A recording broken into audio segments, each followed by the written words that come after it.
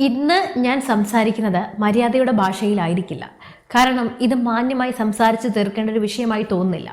ഈ 2026 നമ്മുടെ ഉള്ളിലെ മനുഷ്യത്വം വറ്റി വരണ്ട് കേവലം രാഷ്ട്രീയ അടിമകളായി മാറിയ ഒരു കൂട്ടം സൈബർ കഴുകന്മാരെ കുറിച്ചാണ് തുറന്നടിക്കാൻ പോകുന്നത്. ആഴക്കടലിൽ കാണാതായ സ്വന്തം അച്ഛനു വേണ്ടി ഒരൽപ്പം പ്രതീക്ഷയ്ക്ക് വേണ്ടി നെഞ്ചുപൊട്ടി കരഞ്ഞു പിടിച്ചൊരു മകൾ. ആ കണ്ണീരിന് ഈ കേരളത്തിലെ ചില സൈബർ പോരാളികൾ നൽകിയ മറുപടി എന്താണെന്നറിയാമോ? കേട്ടാൽ അറയ്ക്കുന്ന പച്ചത്തെറിയും സ്ലട്ട് ഷെയ്മിങ്ങും വ്യക്തിഹത്യയും. എടോ സൈബർ കുല എഴുത്തുകാരെ, നിന്റെയൊക്കെ വീട്ടിൽ അമ്മയും പെങ്ങന്മാരും പെൺമക്കളും ഒന്നുമില്ലേ? അതോ പാർട്ടിക്കൊടി പിടിച്ച് തലച്ചോറും മനസാക്ഷിയും ഏതെങ്കിലും പാർട്ടി ഓഫീസിൽ പണയം വെച്ചിട്ടാണോ നിങ്ങളൊക്കെ ജീവിക്കുന്നത്?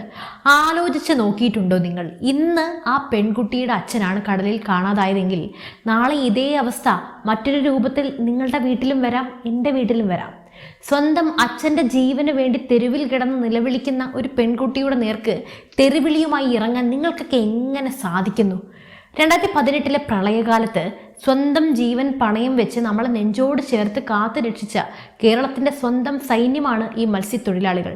2018 മാത്രമല്ല, ഇപ്പോഴും അവരിൽ ഒരാളെ കാണാതായിട്ട് 7 ദിവസം പിന്നിടുമ്പോൾ ഒരു തിരച്ചിലിന് പോലും കൃത്യമായ ഏകോപനമില്ലെന്ന് ഒരു മകള് വിളിച്ചു പറയുമ്പോൾ അവളെ വേട്ടയാടാൻ ഇറങ്ങി തിരിച്ച സൈബർ തെമ്മാടികളെ, നിങ്ങൾക്കൊന്നും നാണമില്ലേ?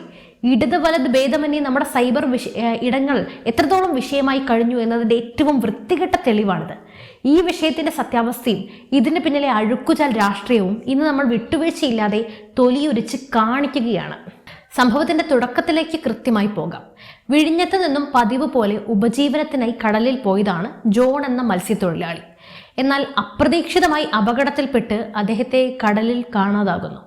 ദിവസങ്ങൾ ഇങ്ങനെ ഒന്നിനു പിറകെ ഒന്നായി കടന്നുപോയി. ഒന്നല്ല, രണ്ടല്ല, 7 നീണ്ട ദിവസങ്ങൾ.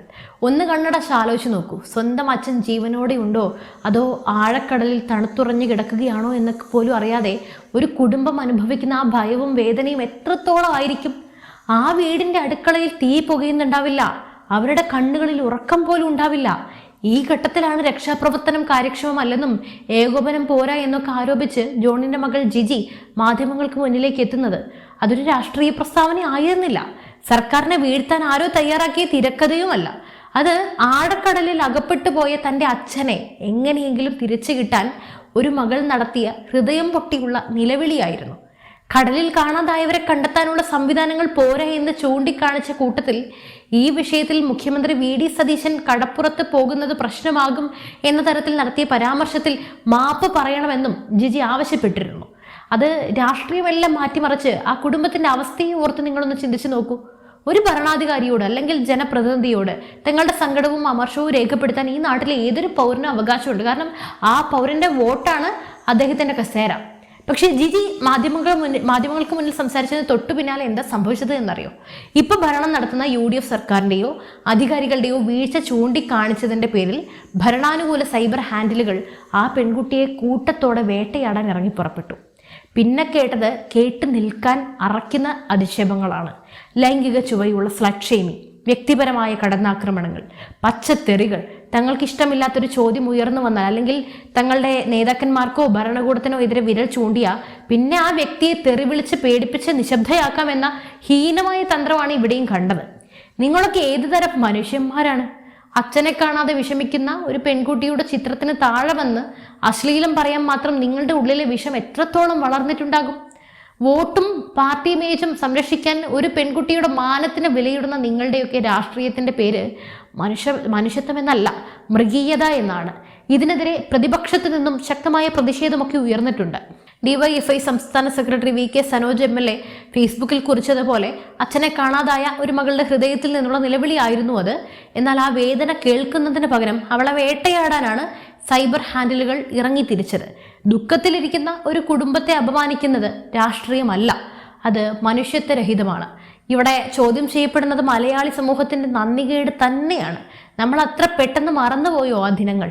2018 കേരളം മുങ്ങിത്താഴ്ന്നപ്പോൾ വമ്പൻ സ്രാവുകളും രാഷ്ട്രീയ നേതാക്കളും തങ്ങളുടെ എയർ കണ്ടീഷൻ ചെയ്തിട്ടുള്ള മുറികളിൽ സുരക്ഷിതമായിട്ട് ഇരുന്നപ്പോൾ, പ്രളയജലത്തിൽ ജീവനായി ജനങ്ങൾ നിലവിളിച്ചപ്പോൾ സ്വന്തം വള്ളങ്ങളുമായി വന്ന് നമ്മളെ തോളിലേറ്റിയ മനുഷ്യരാണ് ഈ മത്സ്യത്തൊഴിലാളികൾ. 2018 മാത്രമല്ല, അതിനുശേഷം വന്ന പ്രളയത്തിലെല്ലാം അവർ തന്നെയാണ് നമ്മുടെ മാലാഖമാർ. അന്ന് നമ്മൾ വേദിയിൽ അവർക്ക് പൂമാലയിട്ടു. കേരളത്തിന്റെ സ്വന്തം സൈന്യമെന്ന് ആർത്തു വിളിച്ചു. അന്ന് നമ്മളെ രക്ഷിക്കാൻ സ്വന്തം ജീവൻ പണയം വെച്ച് അതേ മനുഷ്യരുടെ ചോരയും നീരും കുടിച്ച കുടുംബത്തിലെ ഒരു പെൺകുട്ടി ഇന്ന് സഹായത്തിന് വേണ്ടി കൈകൂപ്പുമ്പോൾ, ഭരണകൂടത്തിന്റെ വീഴ്ച തുറന്നു പറയുമ്പോൾ അവളെ തെറി വിളിക്കാൻ നിങ്ങൾക്കൊക്കെ എങ്ങനെ കൈ പൊന്തുന്നു? അന്ന് പ്രളയത്തിൽ നിങ്ങളുടെയൊക്കെ കുടുംബത്തെ രക്ഷിക്കാൻ ഇവർ വന്നിട്ടില്ലായിരുന്നുവെങ്കിൽ ഇന്ന് ഈ സൈബർ ആക്രമണം നടത്താൻ നിങ്ങളൊക്കെ ബാക്കിയുണ്ടാവുമായിരുന്നു. അധികാരത്തിന്റെ തണലിലിരുന്ന് ഒരു മത്സ്യത്തൊഴിലാളിയുടെ മകളെ അപമാനിക്കാൻ നിങ്ങൾക്ക് എന്ത് രാഷ്ട്രീയമാണ് ധൈര്യം തരുന്നത്? മത്സ്യത്തൊഴിലാളി എന്നല്ല, ഏത് പെൺകുട്ടിയാണെങ്കിലും. എന്തായാലും ഈ നന്ദികേടിന് കാലം മാപ്പ് തരില്ല. ഇവിടെ UDF ഭരിക്കുമ്പോൾ അവരുടെ വീഴ്ച മറച്ചു വെക്കാൻ അവരുടെ സൈബർ പോരാളികൾ ഒരു പെൺകുട്ടിയെ അധിക്ഷേപിക്കുന്നു. എന്നാൽ LDF ഭരണത്തിലായാലും ഇതേ അവസ്ഥ തന്നെയാണ് നമ്മൾ കാണുന്നത്. സൈബർ ആക്രമണത്തിന്റെ കാര്യത്തിൽ രാഷ്ട്രീയ വ്യത്യാസമില്ലാതെ എല്ലാവരും ഒരേ അഴുക്കുചാലിലെ വിരകൾ തന്നെയാണ്. വായുവിലുള്ളതും തെളിവില്ലാത്തതുമായ നിസ്സാര രാഷ്ട്രീയ കാര്യങ്ങൾ പോലും ദിവസങ്ങളോളം മാധ്യമങ്ങളിൽ ബ്രേക്കിംഗ് ന്യൂസ് ആകുന്നു. എന്നാൽ സ്വന്തം അച്ഛനെ കാത്തിരിക്കുന്ന ഒരു മകൾ നേരിടുന്ന ഈ ക്രൂരമായ സൈബർ അതിക്രമം അർഹിക്കുന്ന പ്രാധാന്യത്തോടെ ചർച്ചയാകുന്നില്ല എന്നത് അത്യന്തം പ്രതിഷേധാർഹം തന്നെയാണ്. ആ കുട്ടി വാർത്തകളിൽ എവിടെയും ഒരു പൊടി പോലും നമുക്ക് കാണാൻ സാധിച്ചിട്ടില്ല. വിമർശനം ഉന്നയിക്കുന്നവരുടെ വായടപ്പിക്കാൻ, അവരെ വ്യക്തിഹത്യ നടത്തി തറപറ്റിക്കാൻ നോക്കുന്നത് ജനാധിപത്യത്തിന് തന്നെ അപമാനമാണ്. പോലീസിൽ കേവലം കാഴ്ചക്കാരാകരുത്. ജിജിക്കെതിരെ തെറിവിളികളും അശ്ലീല അധിക്ഷേപങ്ങളും നടത്തിയ ഓരോ അക്കൗണ്ടും തിരഞ്ഞു പിടിച്ച് ജാമ്യമില്ലാ വകുപ്പുകൾ പ്രകാരം കേസെടുക്കണം. നിയമ നടപടി മാത്രമാണ് ഈ സൈബർ തെമ്മാടികൾക്കുള്ള മറുപടി. അധികാര രാഷ്ട്രീയത്തിന്റെയോ പാർട്ടി വോട്ടുകളുടെയോ കണക്ക് പുസ്തകത്തിനപ്പുറം മനുഷ്യത്വം എന്നൊന്നുണ്ട്. ജിജി ഉന്നയിച്ച ചോദ്യം ലളിതമാണ്: എൻ്റെ അച്ഛൻ എവിടെ? ആ ചോദ്യത്തിന് മുമ്പിൽ ഉത്തരവാദപ്പെട്ട ഭരണകൂടവും നേതാക്കളും തല കുനിക്കുകയാണ് വേണ്ടത്, അല്ലാതെ അവളുടെ വായടപ്പിക്കുകയല്ല വേണ്ടത്. ഞാൻ വീണ്ടും ചോദിക്കുന്നു, ഇത്തരത്തിലുള്ള സൈബർ വേട്ടക്കാരെ ഇനിയും നമ്മൾ ചുമക്കണമോ? നിങ്ങളുടെ വീട്ടിലെ ഒരു പെണ്ണുങ്ങൾക്കാണ് ഈ അനുഭവമെങ്കിൽ നിങ്ങൾ സഹിക്കുമോ? ഈ വിഷയത്തിൽ നിങ്ങളുടെ അഭിപ്രായം തീർച്ചയായും താഴെ കമന്റിൽ രേഖപ്പെടുത്തൂ. മനുഷ്യത്വമുള്ളവർ മാത്രം ഈ അനീതിക്കെതിരെ നിങ്ങളുടെ ശബ്ദം ഉയരട്ടെ. വീഡിയോ പരമാവധി ഷെയർ ചെയ്യുക. ഈ വിഷയം കൂടുതൽ ആളുകളിലേക്ക് എത്തട്ടെ, എല്ലാവരും അറിയട്ടെ. എന്തായാലും ചാനൽ സബ്സ്ക്രൈബ് ചെയ്യുക. മറ്റൊരു വിഷയമായി വീണ്ടും എത്തും വരെ നന്ദി.